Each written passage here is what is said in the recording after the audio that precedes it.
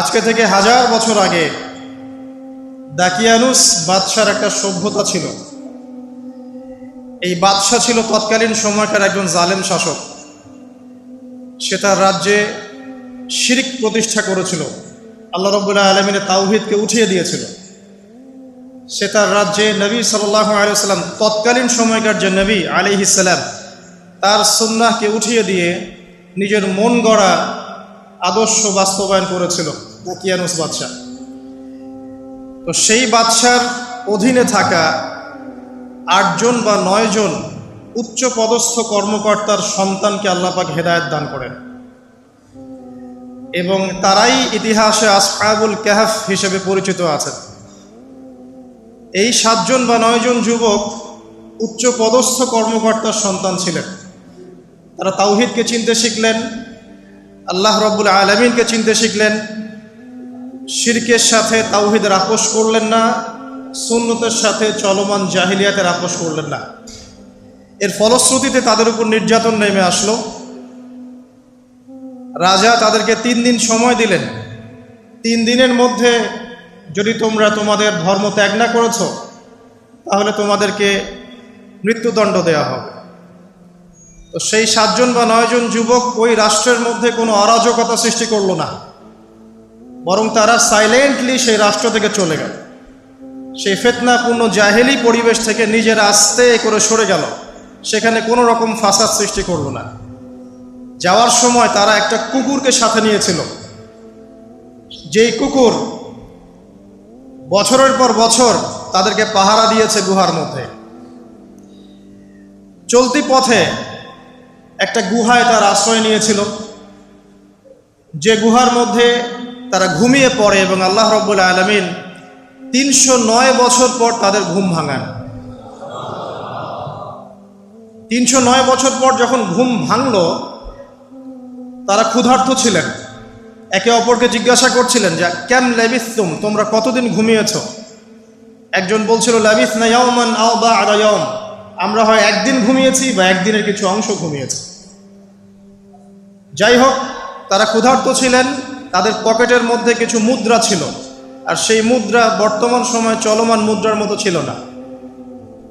বর্তমান সময়ে যে চলমান যে মুদ্রাগুলো আছে, যেখানে গোল্ড এবং সিলভারের কোনো অনুপ্রবেশ নাই, যদিও বা কোরআন এবং সুন্নায় গোল্ড এবং সিলভারের কয়েনের কথা আছে, তবে পশ্চিমা সভ্যতা এটাকে হারাম করে দিয়েছে। আর পশ্চিমা সভ্যতা কোনো কিছুকে হারাম করে দিলে সেটা সারা বিশ্বেই হারাম হয়ে যায়, আর পশ্চিমা সভ্যতা কোনো কিছুকে হালাল করে দিলে সারা বিশ্বেই সেটা হালাল হয়ে যায়।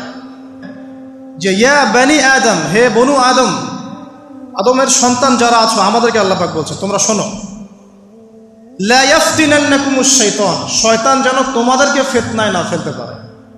কামা আখরাজা আবাওয়াইকুম মিনাল জান্নাহ, ঠিক যেমন করে তোমাদের পিতামাতাকে শয়তান জান্নাত থেকে বের করে দিয়েছে। যেহেতু আমাদের পিতা আর মাতাকে শয়তান জান্নাত থেকে বের করে দিয়েছে, আল্লাহ পাক এই আদমের সন্তানদেরকে বলছেন তোমরা সতর্ক থেকো, তোমাদেরকে যেন শয়তান জান্নাত থেকে যেভাবে বের করেছিল তোমার পিতামাতাকে, এমন করতে না পারে। আর কি করতে না পারে? ইয়ানজিউ আনহুমা লিবাসাহুমা লিউরিয়াহুমা মিন সাওআতিহিমা, পড়ে দেখেন সূরা আরাফ। আল্লাহ বলছেন মনে রেখো আদমের সন্তানরা, ইবলিস কিন্তু শুধু তোমার পিতামাতাকে জান্নাত থেকে বের করেই দেয় নাই, বরং গাছের কাছে নিয়ে গিয়েছিল, ফল খাওয়ার সাথে সাথেই তাদের গায়ের পোশাক খুলে পড়ে গিয়েছে। তাহলে আমাদের পিতামাতাকে জান্নাতে নগ্ন করে দিয়েছিল কে? সেই কথা আল্লাহ পাক বলছেন আদম সন্তানদেরকে তোমরা সতর্ক থেকো, তোমাদেরকে যেন ইবলিস নগ্ন করতে না পারে, ঠিক যেমন করে তোমাদের পিতামাতাকে করেছে। তাহলে এখন যে পুরো বিশ্ব জুড়ে নগ্নতার যে সংস্কৃতি চলছে, এরা কার এজেন্ডা বাস্তবায়ন করছে বুঝতে পারছেন? কোরআন পড়েন, পৃথিবীতে যত সভ্যতা চলে গেছে, ব্যাবিলনের সভ্যতা, চাইনিজদের সভ্যতা, তারপরে যে আমাদের মাও সেতুং, ইতালির মুসোলিনি, এদিকে জ্যাপল সার্তে, এদিকে আপনার ফিডেল ক্যাস্ট্রোর কথা বলেন, ওই পশ্চিমা সভ্যতা বাদ দিয়ে যত বড় বড় সভ্যতা রিনাউন্ড, সবার পোশাক ছিল শালীন। আমি চ্যালেঞ্জ করলাম, খুঁজে দেখেন চাইনিজদের পোশাক, দেখেন আগেকার পোশাক, 1000 বছর আগের পোশাক, শালীন পোশাক। তারা কিন্তু মুসলিম ছিলেন না। আপনি এই ব্যাবিলনের সভ্যতা দেখেন, ব্যাবিলনের সভ্যতা অনেক প্রাচীন, প্রাচীন না? এই সভ্যতার পোশাক দেখবেন এটা অশালীন পোশাক ছিল না। এমনকি আইয়ামে জাহিলিয়াত যেটা আমরা বলি, নবী সাল্লাল্লাহু আলাইহি ওয়াসাল্লাম যখন জন্ম নেননি তার আগের সময় কথা, ওই সময়ও যে মানুষ জেনা করতো, মেয়েকে যে কন্যা সন্তানকে জীবিত দাফন করতো, তারপরেও ওদের পোশাক শালীন ছিল। হঠাৎ করে বিশ্বে একটা সভ্যতা আসলো পশ্চিম থেকে, তারা বললো যে পোশাক শর্ট হতে হতে হতে হতে এক পর্যায়ে বিকিনি পরে ঘোরা শুরু করলো, এবং এখন ওরা সারা বিশ্বে ওটা ছড়িয়ে দিচ্ছে, আমরা সবাই ওটাকে গ্রহণ করছি। আমরা বলছি 1000 বছরের সমস্যা। এখন দেখেন আল্লাহ পাক কি বলছেন, ওয়াইদা ফাআলু ফাহিশাতান, ওই সূরার মধ্যে আছে, যখন তারা কোনো ফাহেসা কাজ করে তারা বলে, ক্বালু, তারা বলে, ওয়াজাদনা আলাইহা আবানা, ওয়াজাদনা আলাইহি আবানা, আমরা এগুলো আমাদের বাপ দাদাদেরকে দেখেছি করতে। যখন তারা কোনো ফাহেসা কাজ করে তারা বলে, অশ্লীল কাজ করলে বলে, আমরা এগুলো দেখেছি বাপ দাদা পিতৃপুরুষ থেকে করে আসছে। আল্লাহু আমারানা বিহা, আল্লাহ আমাদেরকে আদেশ করেছেন। আল্লাহ বলছেন, কুল ইন্নাল্লাহা লা ইয়া'মুরু বিল ফাহশা, আল্লাহ পাক কখনো অশ্লীল কাজের আদেশ করতে পারেন না। আতাকুলুনা আলাল্লাহি মা লা তা'লামুন, তোমরা কি আল্লাহ সম্পর্কে এমন কথা বলছো যে কথা তোমরা জানো না? আল্লাহ কিসের আদেশ করেন? আল্লাহ বলছেন, কুল আমারা রাব্বি বিল কিসত, হে নবী বলে দিন আল্লাহ পাক আদেশ করেন ন্যায়ের, ন্যায় বিচারের আদেশ করেন। ওয়া আকিমু ওয়ুজুহাকুম ইনদা কুল্লি মসজিদ, এবং প্রত্যেক নামাজের ওয়াক্তে নিজের চেহারাটাকে একনিষ্ঠভাবে আল্লাহর দিকে ফেরাবে, এই আদেশ আল্লাহ পাক করেন। ওয়া আকিমু ওয়ুজুহাকুম ইনদা কুল্লি মসজিদ ওয়াদউহু মুখলিসিনা লাহুদ্দিন, এবং একনিষ্ঠভাবে তোমরা আল্লাহকে ডাকবে, দোয়া করবে, এই আদেশ আল্লাহ পাক করেন। আল্লাহ পাক কি অশ্লীল কাজের আদেশ করতে পারেন? ইতিহাস পড়ে দেখেন, আমি নিজে হিস্ট্রির ছাত্র, আপনি পড়ে দেখবেন, পুরো ঐতিহাসিক পটভূমি পড়ে দেখবেন, মানুষ এই ঊনবিংশ শতাব্দী আসার আগে এত অশ্লীল ছিল না। এখনকার বিশ্বে যত সমস্যা চলছে, কয়েকটা বলি, রিবা বা সুদ, জেনা বা উন্মুক্ত যৌনাচার, তারপরে বেপরদামি অশ্লীলতা, 4 নাম্বার আপনার মাদক, ঠিক আছে, 5 যে বড় মহামারী পর্নোগ্রাফি, যত বড় বড় মেজর সমস্যাগুলো চলছে যেগুলো ইয়াং জেনারেশনকে ধ্বংস করে দিচ্ছে, এগুলোর ম্যাক্সিমাম এসেছে কিন্তু পশ্চিম থেকে। খেয়াল করে দেখবেন, এগুলো কিন্তু বাংলাদেশ থেকে আসে নাই, আসছে ভারত থেকে আসছে, পাকিস্তান থেকে আসছে, সাবকন্টিনেন্ট থেকে আসে নাই, এগুলো দেখবেন একটা নির্দিষ্ট জায়গা থেকে আসছে। তো এই কারণেই আমাদের সতর্ক দৃষ্টি রাখতে হবে যে বস্তুবাদী উন্নয়ন সব কিছু নয়। হ্যাঁ, আমরা জিডিপি বাড়ালাম, ইন্ডাস্ট্রিজ গড়লাম, মঙ্গলে চলে গেলাম, চাঁদে গেলাম, ওকে ফাইন, এগুলোর কেউ বিরোধিতা করবে না, এটা ভালো, ন্যাশনকে এগিয়ে নিতে হবে, এটাই এডুকেট তারা এবং এডুকেটেই করতে হবে, কিন্তু নৈতিকতার বিসর্জন দিয়ে নয়। নৈতিকতার বিসর্জন দিয়ে ধর্ম থেকে দূরে চলে এসে নাস্তিকতায় বিশ্বাসী হয়ে আল্লাহকে বাদ দিয়ে, রাসূলকে বাদ দিয়ে এই বস্তুবাদী উন্নয়ন আমাদের পরকালকে বাঁচাতে পারবে না। তো পরকালকে বাঁচিয়ে রেখে আমার দুনিয়াবী উন্নয়ন করতে হবে, এবং দুনিয়ার উন্নয়নটা অবশ্যই জরুরি। সারা বিশ্ব যখন এগিয়ে যাচ্ছে, আমরা কেন পিছিয়ে থাকবো? আমি তো এটাও বলি যে এটা অনেক মাদ্রাসার লাইনে যারা আছেন তারা আমার সাথে একটু বিরোধিতা করেন এই বিষয়ে, কিন্তু আমি নিজেই বলি, বিশাল আগুন, এই আগুনটা মানব জাতিকে হাসরের মাঠের দিকে তাড়িয়ে নিয়ে যাবে। এই 10টা আলামত না আসা পর্যন্ত কিয়ামত হবে না। অতএব আপনি এখন রিল্যাক্সে নাকে তেল দিয়ে ঘুমান নাকি ভাই?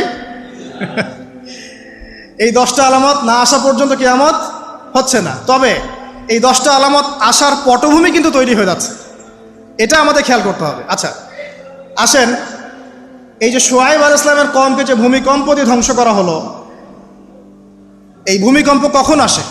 আল্লাহ পাক বলছেন তার রাসূলের মাধ্যমে, যখন সমাজের মধ্যে পাপ বেড়ে যাবে, অশ্লীলতা বেড়ে যাবে, মানুষ মাদককে হালাল মনে করা শুরু করবে, জেনাকে হালাল মনে করা শুরু করবে, এবং এই যে বেপরদামি বেড়ে যাবে, তখন সমাজের মধ্যে ভূমিকম্প দেখা দিবে, ভূমিধস দেখা দিবে। গান বাজনা, বাদ্যযন্ত্রকে মানুষ হালাল মনে করা শুরু করবে, তখন এগুলো আসবে। তো এগুলো কি আসার বাকি আছে? এখন কি মনে হচ্ছে? আল্লাহ পাক আমাদেরকে হেফাজত করুন, আমিন।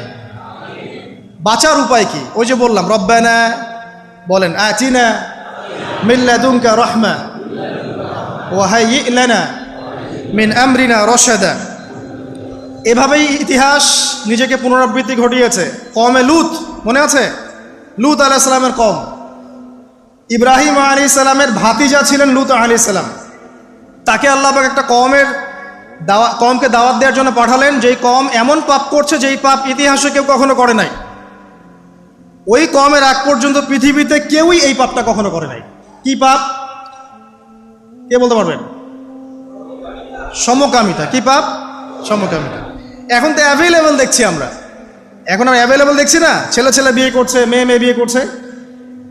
এবং বড় বড় কান্ট্রিজ যেগুলো আছে আপনার আমেরিকা, ব্রিটেন, অস্ট্রেলিয়া, কানাডা, সব জায়গায় এগুলো হালাল, এগুলো হালাল।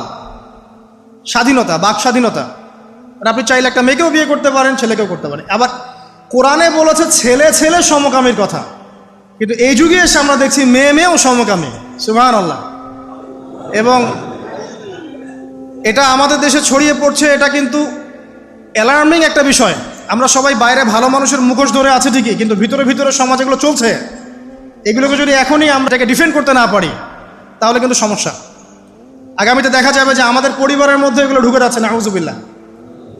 এখনকার জরিপ বলছে যে 20 থেকে 30 জন মানুষের মধ্যে একজন মনে করে যে সমকামিতা ভালো জিনিস বা এটা একটা স্বাধীনতা। আপনি কেমব্রিজ অক্সফোর্ডের ডিকশনারি ঘাটলে দেখবেন সেখানে আগে বলা হতো যে এটা একটা মানসিক রোগ। আপনি 10 বছর আগের ডাটা দেখেন আর 10 বছর পরের ডাটা দেখেন, এখন আপনাকে বলা হবে এটা একটা বাক স্বাধীনতা। আগে বলা হতো মানসিক রোগ। তো এই কম ছিল কওমে লূত। আল্লাহ পাক এদেরকে এমনভাবে ধ্বংস করেছেন যেভাবে পৃথিবীতে কোনো কওমকে আল্লাহ পাক ধ্বংস করেন না, কাউকে না। কিভাবে? আল্লাহ পাক 2 জন ফেরেশতা পাঠিয়েছিলেন, জিবরাইল আলাইহিস সালাম এবং মিকাইল আলাইহিস সালাম। তাদেরকে সুন্দর যুবকের আকৃতিতে পাঠিয়েছেন, সুন্দর সুন্দর যুবক। ধর্ষকের কোনো ধর্ম নাই, সে হিন্দু মুসলিম নাকি বৌদ্ধ খ্রিস্টান না আলেম জালেম, এগুলো ধর্ম দেখার সময় নাই। আল্লাহ পাক বলেছেন তার রাসূলের মাধ্যমে ধর্ষণ হলেই প্রকাশ্যে মৃত্যুদণ্ড দিয়ে দিবে, যেই হোক, সে যেই হোক, সে যেই হোক না, ওর কোনো ধর্ম নাই। সে একজন আলেম দাড়িওয়ালা মানুষও যদি হয় তাকেও এই কাজ করতে হবে। তো চোরের কোনো ধর্ম আছে? ডাকাতের কোনো ধর্ম আছে? তো মিডিয়া আবার টেকনিক্যালি দেখবেন ওইটাকে হাইলাইট করবে বেশি, বিকজ এখানে একটা সুযোগ আছে ইসলামকে ডমিনেট করার জন্য। কিন্তু সেম ঘটনা কিন্তু অনেক বড় বড় সেকুলার প্রতিষ্ঠানে ঘটেছে, ওগুলো কিন্তু আমরা হাইলাইট করতে দেখি না। এটা আমরা বুঝি ইন্টেনশনটা কি। তবে এখানে একটা বিষয় ক্লিয়ার করতে হবে যে পাপ পাপী যেই করুক তাকেই শাস্তির আওতায় আনতে হবে। আল্লাহ পাক তৌফিক এনায়েত করুন বোঝার। এখন এমন একটা সময় চলছে বাচ্চারাও এগুলো থেকে নিরাপদ না। 5 বছরের মেয়ে, 7 বছরের মেয়ে, কয়দিন আগে দেখলাম যে 2 বছরের মেয়ে, নাউজুবিল্লাহ, তার সাথেও নাকি এরকম ঘটনা ঘটেছে, এবং উত্তরবঙ্গেরই ঘটনা এগুলা। আর এগুলো শহরের চেয়ে এখন গ্রামে বেশি হচ্ছে। কারণ কি জানেন? গ্রামে তো আগে মানুষ এই উন্মুক্ত পোশাক আশাক দেখতো না খুব বেশি। এখন যখন পর্ন চলে আসছে হাতে, বাসায় সব এগুলো দেখছে, তখন গ্রামে দেখবেন ধর্ষণ বাড়ছে না? এটা নিয়ে আমি আলাদা লেকচার দিয়েছি যে কতগুলো ধর্ষণ হয়েছে এই পর্যন্ত। এই বছরই লাস্ট এই বছরই দেখবেন রিপোর্টেড 1337টা রেপের ঘটনা ঘটেছে এই বাংলাদেশেই। অ্যালার্মিং বিষয়। আর আমেরিকাতে প্রতি 6 জনে 1 জন রেপ হয়, আর রেপের রাজধানী হচ্ছে সাউথ আফ্রিকা, ওখানে প্রতি 3 জনে 1 জন রেপ হয়। তো এগুলো কিভাবে হচ্ছে? Only because of pornography. এটা যদি এখনো বন্ধ করতে না পারা যায়, আগামী ভবিষ্যৎ খুব খারাপ হবে। যেখানে সেখানে মানুষ জেনা করবে, যাকে তাকে রেপ করবে, দেখে নিয়েন। বিকজ এটা ভিতর থেকে মানুষকে পশু বানিয়ে দিচ্ছে। আমরা জানি এর পিছনে একটা বড় ইন্ডাস্ট্রি কাজ করে, যারা সারা বিশ্বে প্রায় $98 বিলিয়ন ব্যবসা করে পর্ন দিয়ে। শুধু আমেরিকায় ব্যবসা করে $12 বিলিয়ন সারা বিশ্বে। $12 বিলিয়ন বোঝেন? $1 বিলিয়ন কত কোটি বোঝেন? $100 কোটি। বিশাল একটা ইন্ডাস্ট্রি আছে, এর পিছনে টাকা কাজ করে, টাকা, অনলি টাকা।